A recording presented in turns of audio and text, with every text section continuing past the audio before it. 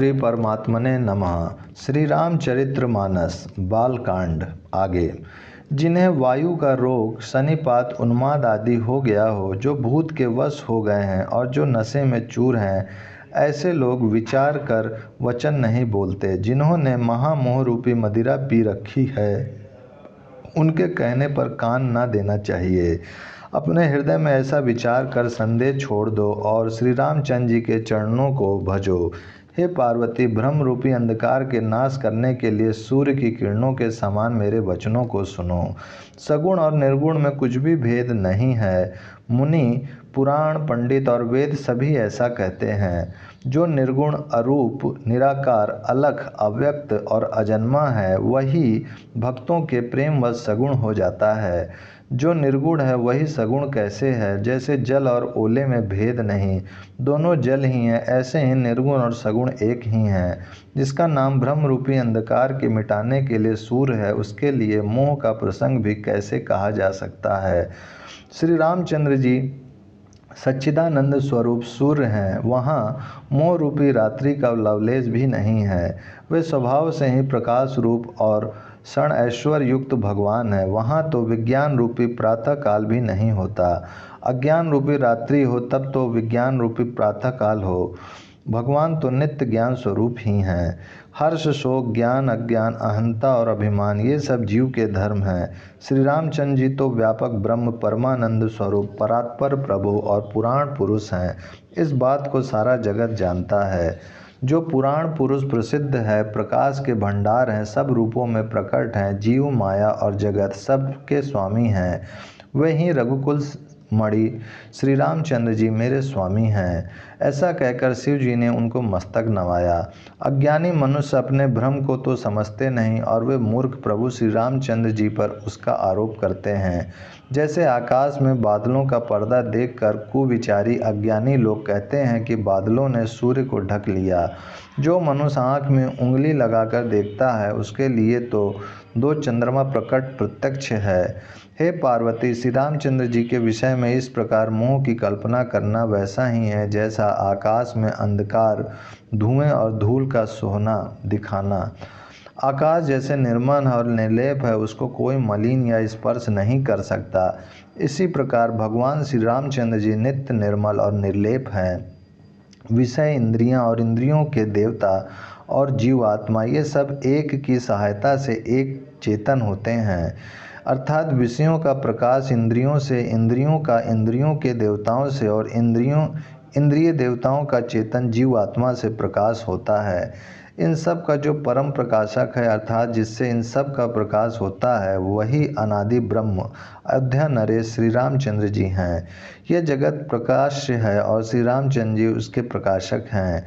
वे माया के स्वामी और ज्ञान तथा गुणों के धाम हैं, जिनकी सत्ता से मोह की सहायता पाकर जड़ माया भी सत्य सी भासित होती है। जैसे सीप में चांदी की और सूर्य की किरणों में पानी की बिना हुए भी प्रतीति होती है। यद्यपि यह प्रतीति तीनों कालों में झूठ है, तथापि इस भ्रम को कोई हटा नहीं सकता। इसी तरह यह संसार भगवान के आश्रित रहता है। यद्यपि यह असत्य है तो भी दुख तो देता ही है।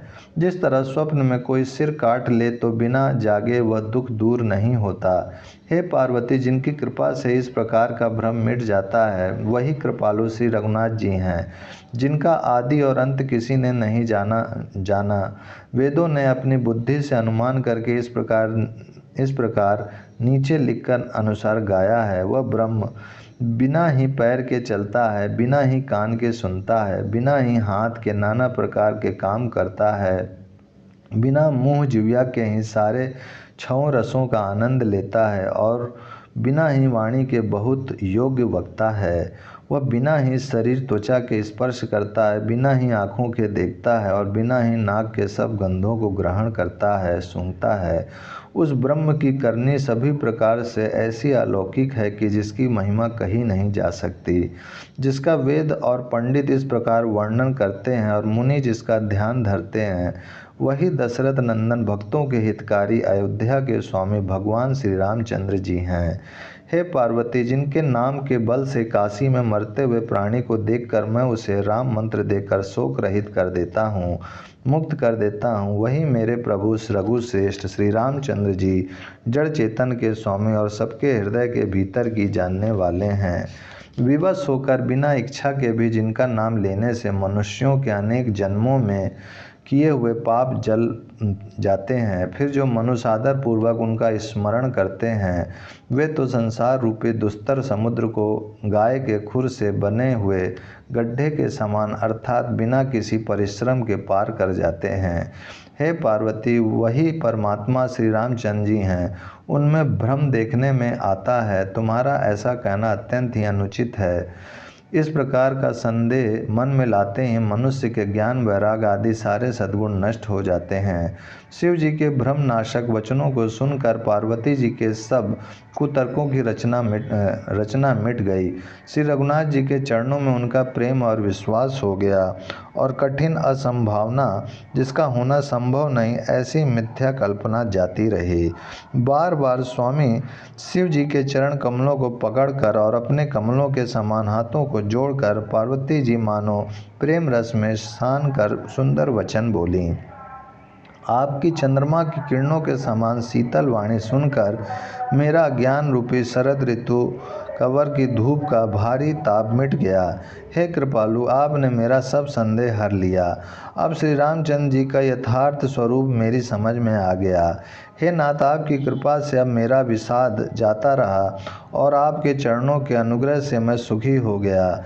यद्यपि मैं स्त्री होने के कारण स्वभाव से ही मूर्ख और ज्ञानहीन हूँ, तो भी अब आप मुझे अपनी दासी जानकर, हे प्रभु, यदि आप मुझ पर प्रसन्न हैं तो जो बात मैंने पहले आपसे पूछी थी वही कहिए।